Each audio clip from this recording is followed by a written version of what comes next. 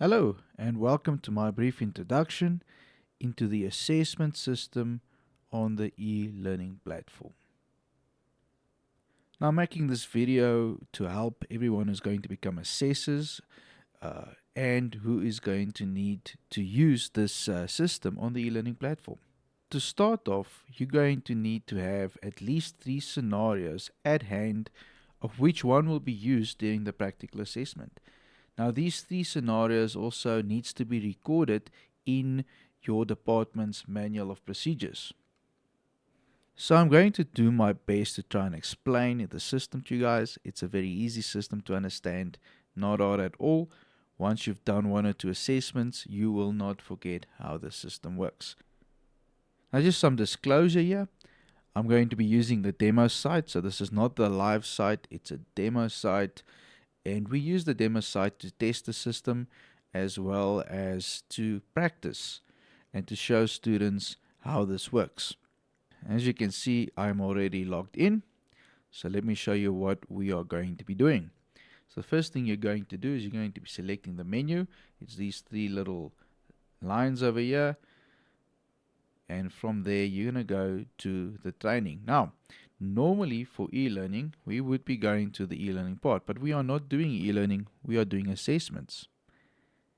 And for assessments, we will be going to the training tab over here. Now, as you can see, I've got a few assessments that's waiting for me. If you are not the assessor, if you are the student, then you'd need to go to the students tab on top, but I am the assessor. Now currently it's marked instructors, but it's meant for the assessors. The people I'm going to be assessing today is going to be Ben Adrian and Dobson Eric. And you can see here, if we look at this, it's going to be DG Group E, Passenger Handlers Assessment. Now, I don't know if these guys in real life are passenger handlers or pilots or engineers or working for cargo. I don't know at all. I don't actually know them. But for this presentation, we are going to be going through a Group E Passenger Handlers Assessment. Now, when it comes to dangerous goods, the company's personnel are divided into different groups. We've got Group A. Those are going to be your assessors, your instructors, some of the people working in cargo, like the managers and the supervisors. They're going to be needing dangerous goods Group A. Dangerous goods Group A is considered the highest form of dangerous goods training you can get. Then we've got dangerous goods Group C, and that's going to be for your pilots. We've got Group D, that's for your cabin attendants. And we've got Group E. And Group E has got a few job descriptions in it. We've got passenger handlers, we've got cargo loaders, we've got security screeners. All of those types of people are going to be Group E. So what you're going to be doing when you are going to assessing people is you will be clicking on the correct tab for the correct people you are about to assess. Once you selected that group of people, you're going to be selecting the day that the assessment falls on. You can see today is the 16th of October. And once you selected that, it will open up a new tab and you will be presented with this page. Now the system is still in development, so not everything that has to be loaded on the system is loaded yet. Under documents, in the future, you will see a document called the Assessor's Guidance Material. But like I said, the system is still in development, so it's not available yet. So the first thing we're going to be doing is we're going to be skipping all of these things and we're going straight to events. Looking at the events, we can see that it is a generic list of things that we want the student to do. You can see here that it's quite a long list. It gives us 3 options. It says done and passed, done and failed, and not done. We can also see our students. We've got Adrian Ben on the one side and Eric Dobson on the other side. And we will be assessing 2 students at a time. Now, like I said, the system is still in development, so we are sort of forced to do to students at this moment. They are working on the system, and in the future, we can decide if we only want to do one or if we want to do two at a time. Now, when we look at this list of events, we can see that it is a generic list. Now, this list is going to be based on your job description. So currently, this list is based on what a passenger handler would be performing in the workspace. This list can change depending on the group, depending on the job description. For instance, pilots will have a different list than passenger handlers. Now, to do the assessment, you as an assessor are going to assess the student in the working environment. We can simulate the working environment, and for certain job descriptions, this will be the case. For instance, pilots and cabin attendants. We cannot assess a pilot or cabin attendant in front of the passengers because we don't want to freak the passengers out. But for most other people, the assessment will take place in the working environment. Now, the assessor can also decide to move the assessment into a secluded or empty room or office where the assessor can then continue assessing the student. But for the biggest part, we would like the assessment to happen in the working environment. Now, even if this is a dangerous goods assessment, you as the assessor are also going to be assessing how they do their normal job functions. Along with their job functions, if there is an opportunity to assess the student doing an actual dangerous goods related job, you will be assessing them on that. For instance, in this case, we are dealing with a passenger handler assessment. So in a case like this, the passenger handler would need to deal with a passenger who perhaps has some dangerous goods that they would like to bring on board. But regardless, we will present one of three scenarios to the student in which the student is going to explain to us step by step how this scenario or problem would be actioned. So I just want to make sure that the process is understood. We will be assessing the student in the workplace. We will be observing them carrying out their work. Then, if there is a DG event or dangerous goods event, we will observe them handling the dangerous goods event. After we observe them in the workplace, we can then take them to a secluded area in which we will present to them one of three scenarios that each department should have recorded in their operations manual. Now, it's during this process when these questions or these events will be answered by the assessor in regards to the performance of the student. So I'm the assessor. I'm observing Adrian Ben and Eric Dobson. While I'm observing them in the workplace, I'm going to be looking at these things. The first thing we can see here is recognizing dangerous goods applicability.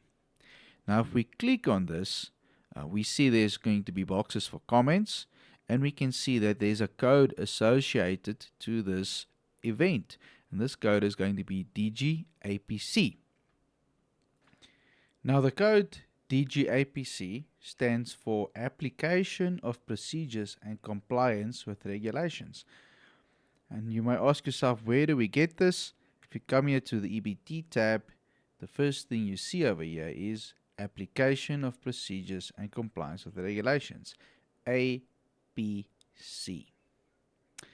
And when we go down this list, we'll see there's quite a few of them that's got to do with application of procedures and compliance with the regulations. So going down the list, if I'm opening all of these, you'll see most of them's got to do with regulations, applying the procedures and compliance with the regulations. Now, if we go down over here, we can see PS.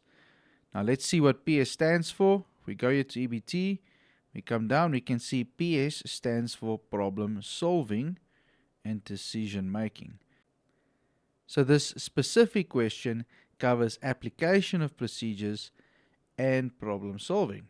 Now, evaluate substance or article against the classification criteria. And here you can see that will involve both of these factors. Going down, here we can see some more problem solving as well as the application of procedures. All right, some more problem solving and application of procedures. Here we can see application of procedures, problem solving, and also workload management, WM. If we go here to EBT, we can see workload management. So that's also a code. All right, going down, here we can see application of procedures, problem solving, workload management. Same here. Going down further, we can see now we also have something else coming in here. DGCOM. COM stands for communication. So if we come here to EBT, we can see DG communication. And that's what the code COM stands for. It stands for communication. Then we also have this one that says report undeclared or misdeclared dangerous goods. It says report dangerous goods, accidents or incidents. If we look over here, once again, application of procedures, workload management. And then the last one we can see communication, LTS, and workload management. So what does LTS stand for? Well, if we come here to this list, we can see leadership, teamwork, and self-management. LTS. Now you might think to yourself, how the heck am I supposed to remember this? It will come over time. Once you've done a few assessments, you'll realize that you can remember everything and you don't need to look anymore. So let's look at how we're going to be using this event section. Now, as I said, this will be filled in by the assessor while the student is doing his job, while he's in the working environment, and while the student is presented with the scenarios. And basically what it boils down to is Adrian over here and Eric, they need to demonstrate to you that they can do these things. Now, as the assessor, you are not going to be asking them to demonstrate this. You will just be observing and seeing if they can do this or not. Now, if this is not demonstrated in the working environment, that's where the scenarios come in. So if they are in their working environment, they're doing their job, but there's no opportunity for them to demonstrate recognizing dangerous goods applicability, that's where you will now bring in a scenario in which they can then demonstrate to you by their answers, by how they would handle the situation, that they recognize dangerous goods applicability. So we observe Adrian and Eric in the working environment, and they demonstrate to us that they recognize dangerous goods applicability, and we can say done and passed. And they demonstrate to us that they understand the general limitations. Now, you as the assessor can ask them some questions while they are in the working environment, and you can get more information from them to see if they really know what's happening. Some of these things, like for in this case over here, identifying roles and responsibilities, this might be self-evident. And you might just see that they just know who's the important people, or they know who their managers, or they know the important roles in dangerous goods in their environment. Sometimes we can have situations where they never got an opportunity to show us that they understand something, and perhaps we never asked them. In that case, we can just say not done. Now, there is an allowance in the system to have a certain amount of these that are not done. And it goes without saying that if there are too many of these that are not done, the system will not accept this assessment. In which case, you would then need to ask a few extra questions in order to be able to tick a done and passed or a done and failed. Now, on that note, I'm going to be picking on Eric here, and I'll just say for the record, I don't know who Eric is. I'm sure he's a nice person. I'm sure he knows his dangerous goods very well. This is just an example. This is just a little scenario. But let's say old Eric over here, he is not very familiar with the basic emergency responses. So, and I'm going to be using some coaching techniques, and I'm going to say, listen, perhaps you need to go look over here, or perhaps you need to go look over there, or grab the DGR and go and see what the basic emergency responses is. But old Eric over here, he's just not capable of showing me these responses. So in a case like this, now I'm going to say done and failed. As you see here, the moment I say done and failed, it brings up the comment section. And now I have to write down a comment. I'm being forced by the system to write why Eric failed this particular part. I wrote, Eric is not familiar with the basic emergency responses. So that's going to be my reason for failing him on this.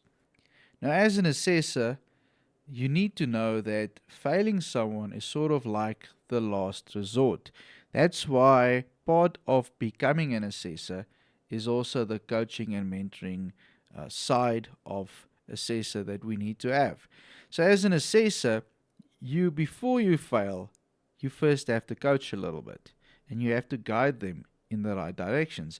And only after coaching is not helping do we fail this person. Failing this person is sort of like an extreme last resort type of thing. Going further, we can see the next one we're going to be looking at is evaluate substance or article against classification criteria. Now, there's a big chance, for instance, for a passenger handler that this is not going to be something that they would be able to demonstrate at that time. So in this case, I'm just going to say not done. They did not demonstrate it. It says determine dangerous goods description. If they can do this basic thing, then it's a done and passed. They don't need to do in-depth versions of this. Even if they do a very light version of determining a dangerous goods description, it's good enough for you as the assessor. And then review special provisions. Well, if there's not an opportunity for special provisions, then they don't need to review it. And review documentation. Maybe if a passenger brings some documentation, they can have a look at it. And if they did it correctly, then we can say done and passed. All right. Okay, now when we get to this one over here, it says report undeclared, misdeclared dangerous goods, report dangerous goods, accidents and incidents. Now this specific event we're looking at over here, this is going to have to do with how do we declare it within Airlink. And we in Airlink use IQSMS. So basically what the student needs to do here is the student needs to be able to tell you that if they are going to report something like this, they will report it with the IQSMS system. And that is good enough for us. Now, you can take a little bit further and you can perhaps ask them to show you how to access IQSMS. And this could be part of it, but that is not required. And I would be happy with them just being able to tell you that you use the IQSMS system. Now, another thing that you need to notice over here, you can see the sentence is a little bit long, which now forced these three little blocks to the next row. So be careful with this one. So we can say, listen, Adrian demonstrated to us that he knows about the IQSMS system. And we can say, Eric, he also did it done and passed. So be careful with this one that kicks it over to the other side. All right, and then lastly, here we can see it says attitude before, during, or after assessment. We added this in here to bring up a situation where if someone's got an extremely bad attitude towards the system, towards the assessment, if they come in there and they say, listen, this is a waste of my time, and all of this, they really just have a terrible attitude, then we can fail them. Now this, once again, is an extreme example or extreme reason to fail someone, but it is there for you as the assessor to use if the situation requires you to use it. All right, but continuing on, we now observed the student in the working environment, and we also presented them with scenarios and questions that they needed to answer in order for us to complete this events system over here. Now, the next part of this assessor section is going to be what we call the EBT. And the EBT is now we're going to rate the student on their competencies and behaviors. The CBT part you can either do with the student with you, or you can do it without the student. So you can, as an assessor, if you want to, and if you, for instance, went to a secluded room or to an office and presented the scenarios to them in the office, you can, at this point in time, say, you guys can go grab a cup of coffee, or you can quickly take a smoke break. And while they are not in the office, you can quickly, if you want to, do it this way. You can also do it with the students present. Doesn't matter, but like I said, I would recommend you send them for a quick smoke break or a cup of coffee while you are then going to be filling in this information.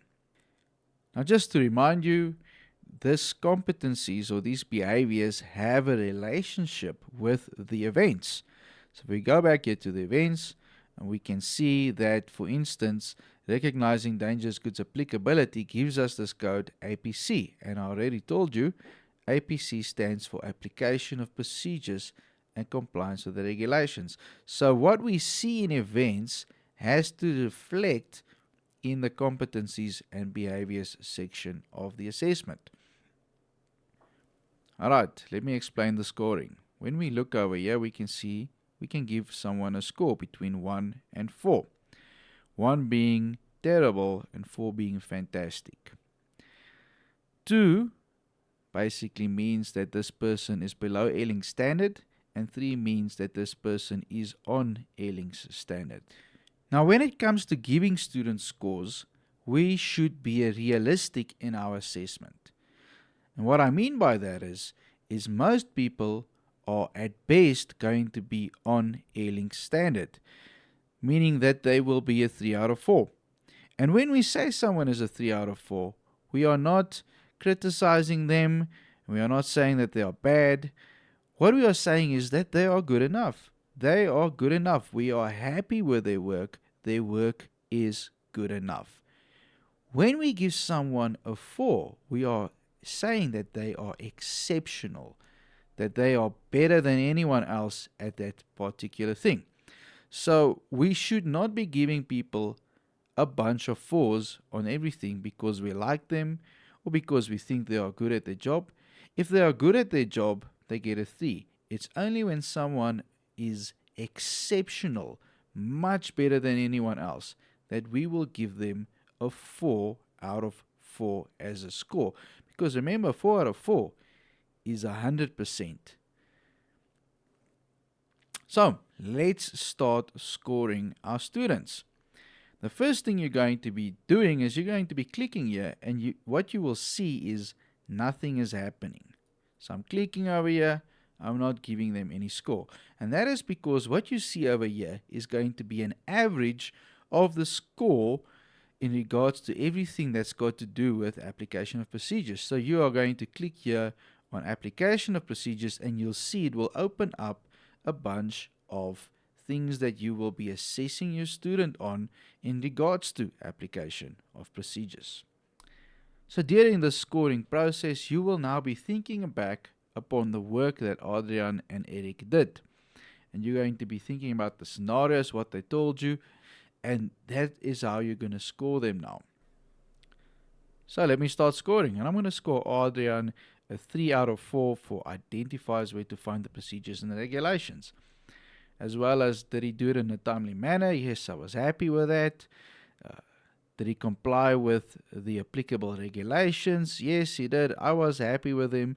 And did he apply the procedural knowledge? Yes, very well. So here you can see that the score that you see here under application of procedures is basically the average of the score that we gave him here for these competencies.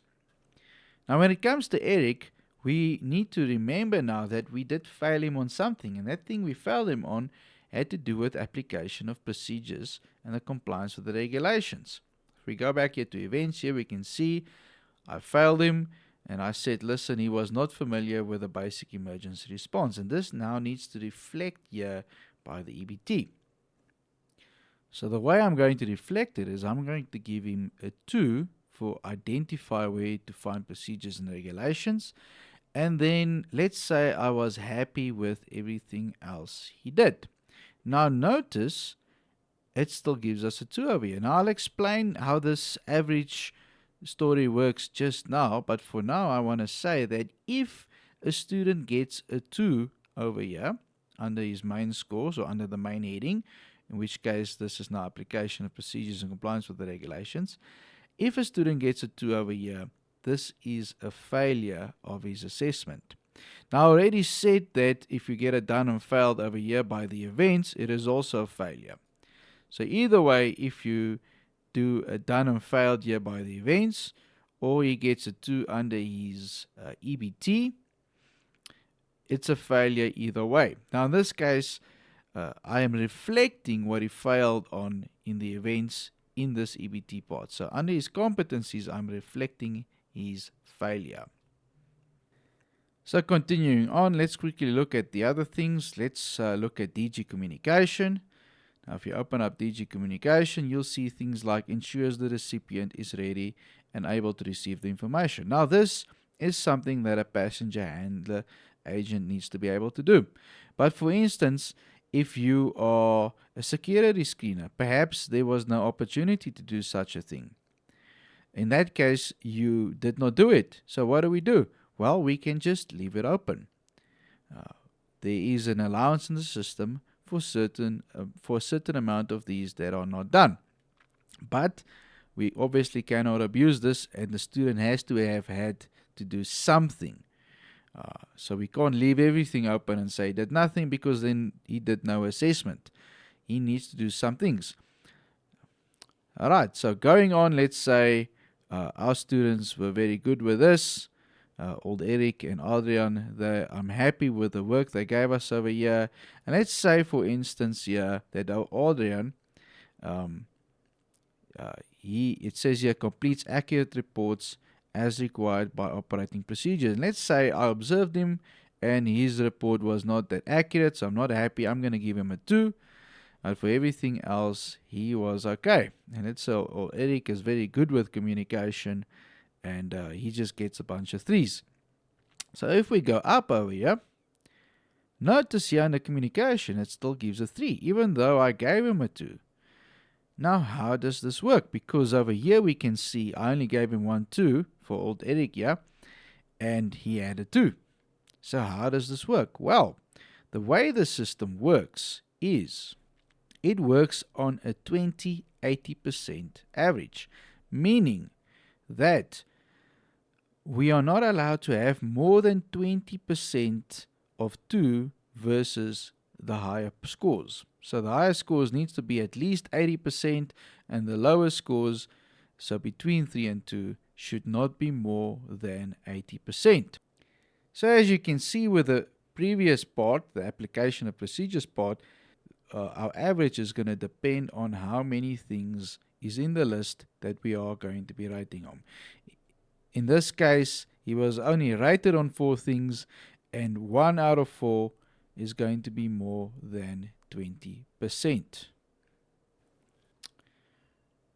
Alright, but continuing on, they are doing leadership. I'm thinking back on them doing their leadership and teamwork. And let's say, for instance, old Eric here is not very good with team participation. So I give him a 2. And for everything else, they're going to get a 3. And let's say Eric does not consider inputs from others. I give him another 2. And the rest of them I'm happy with, and he's getting a 3. Now if I go back here, you can see I gave him, there's 2 2s over here, but he still has a 3. And this is because there are 11 things in this list, and 2 of 11 is less than 20%, so he's still safe. But let me demonstrate something else quickly. And as you can see, I'm giving old Adrian here just a bunch of 3s. The moment I give him a 1, his score goes to 1. So this 1 is the exception to the rule. So if I give him a 2, for instance, his average is still 3. But the moment I give him a 1, 1 is the exception to the rule, and now this is a definite failure. So it doesn't matter how well he did with the rest of this. If I give him a 1 over here, he failed completely. Now, while I'm on that subject, let's give Adrian a 4 over here. And as you can see, I gave him a 4, but still his score is going to be 3. Now, let's see how many 4s in this list of 11 things it will take to bring his score up to a 4. So I give him another one. I give him 3 of them. I give him 4. I give him 5. I give him 6. And now we can see his score went up to 4. So, in this case, for the score, for anything above 3, the average will be 50-50. So if there's more 4s here, more than 50% 4s, he will have a 4. If there's less than 50% 4s, he will have a 3. And the difference between the 20-80 comes in between 3 and 2. And then obviously if I give him a 1, instant failure. It doesn't matter if you've got all 4s. If you look over here, if I can give him all 4s like this, it's still going to be a 1. Okay, so you can see that Adrian's score has been changed again, and I made it a little bit more realistic. And as you can see over here, I gave him a 4 for self-evaluation and the effectiveness of his action. So in this case, I'm saying, listen, Adrian is better than anyone else in Airlink in regards to self-evaluation and effectiveness of action. He is fantastic. So I'm giving him a 4. For the rest of the things he did, he's a 3. And remember, a 3 basically means you are good. We are happy with your work. We are very happy with what you have done for Airlink. So let's quickly finish the last couple of things.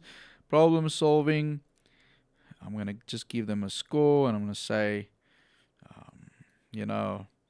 they are good with this and bad with that. And let's give old Eric also a 4 for identifying and assesses and manages risks and threats to safety effectively. So I'm saying, listen, Eric is exceptional with this. And then I'm giving him his basic score again.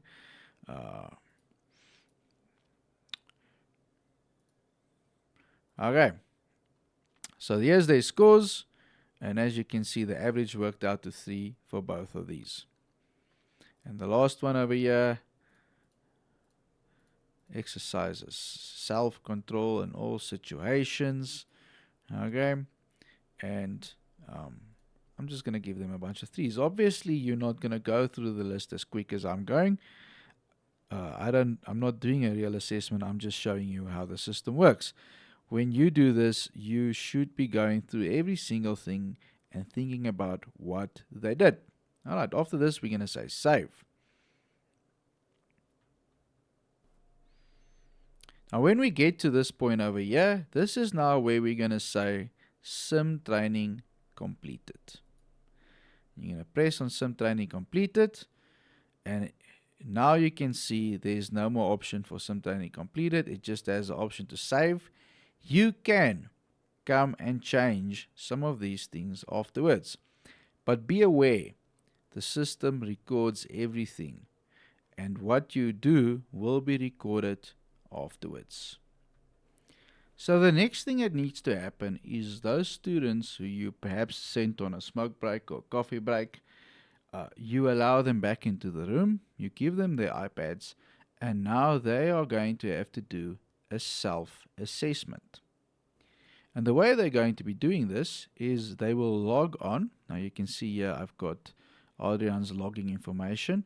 Now just a disclaimer here, like I said, this is a demo site. So on this site, there's a one password that fits all. So I don't have his real password for his real Teams profile. This is just a one password fits all for training and for demo sessions. Alright, so I'm going to log in here as Adrian, and now I'm going to go and I'm going to go into the menu, and as you can see, he's got a lot less options than me. I'm going to go to training once again. Okay, and you can see he's not an instructor, he is a student. So he's going to go select student, and then he's going to select his assessment. Okay, it will open up a new tab, and what we see now is we're going to see documents, questionnaires, and EBT. He's going to go to the EBT, and once he's in the EBT, now he has to do what is called a self-assessment. Basically, is going to be presented with the competencies. So here we can see application of procedures and compliance with the regulations, and he has to give himself a point between 1 and 4. Now, he can open up here and he can go and read what was the things that he was rated on. And so you can look and he can say, you know what, I think I was good at all of these things, or maybe I wasn't that good, and he can give himself a point. Now let's say old Adrian is a little bit, how can I say, now let's say Adrian is a little bit unsure of himself and he's going to give himself a low score.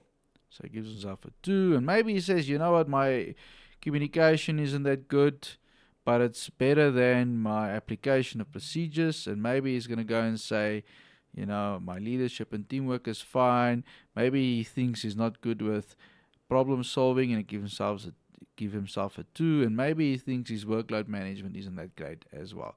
So he's giving himself a self-assessment, and like I said, he has to now go and read, see these things that is being rated on, and give himself a score.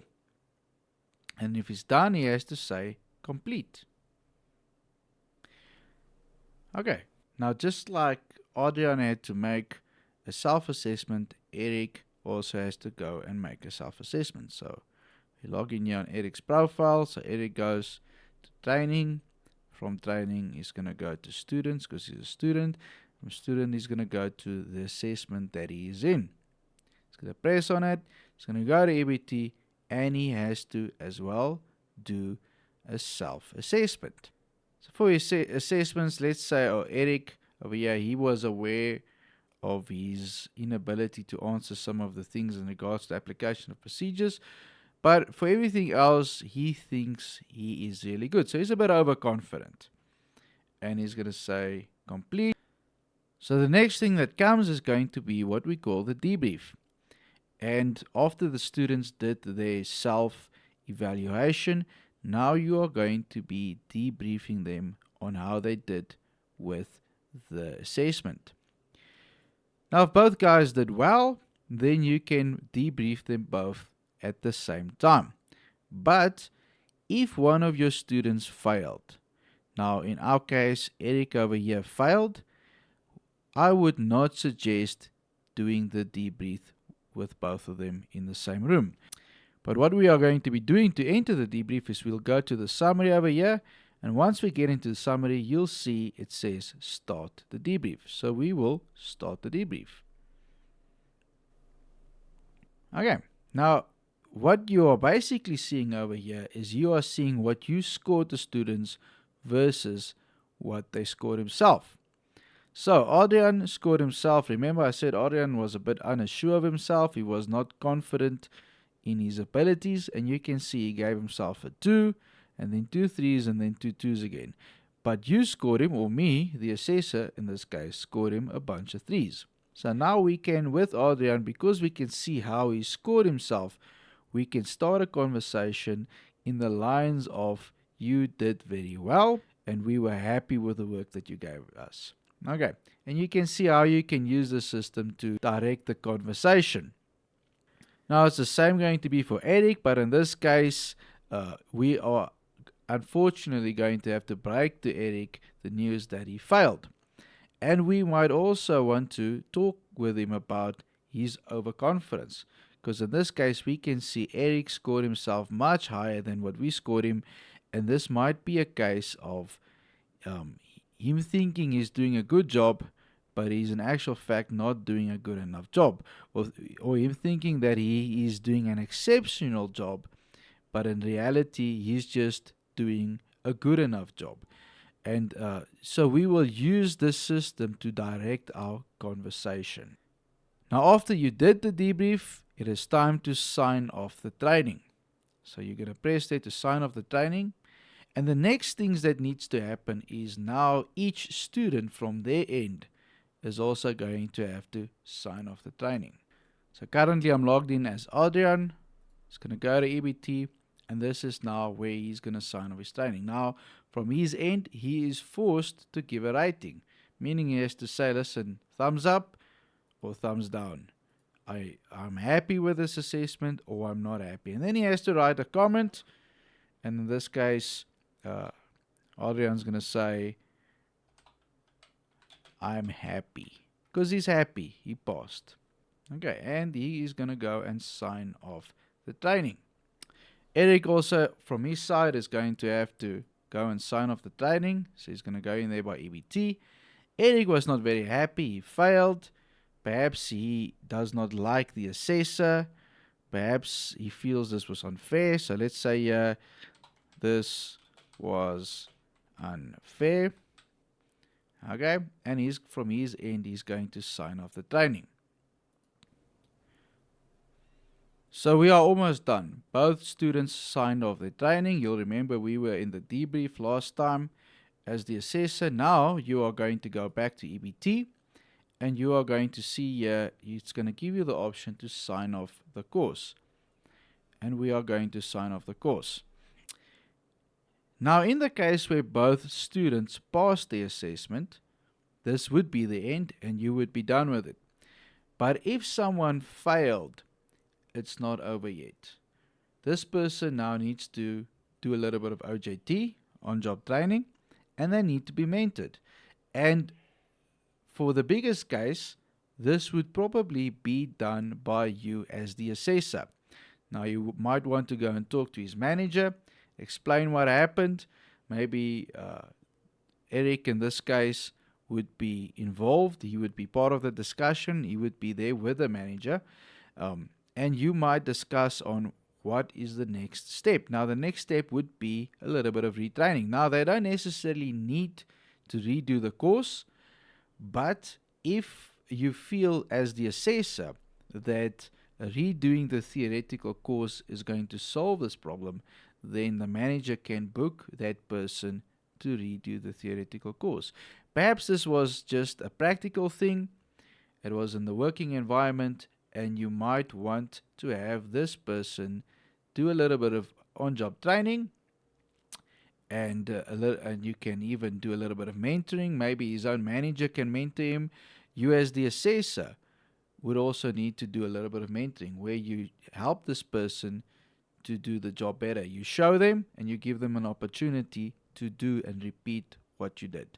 So there's going to be a retraining, there might be mentoring involved, and when that person is ready, let's say 1 or 2 or 3 days, the assessment can be redone. Now, none of this has anything to do with the ATO. Remember, the ATO is just going to give the theoretical training.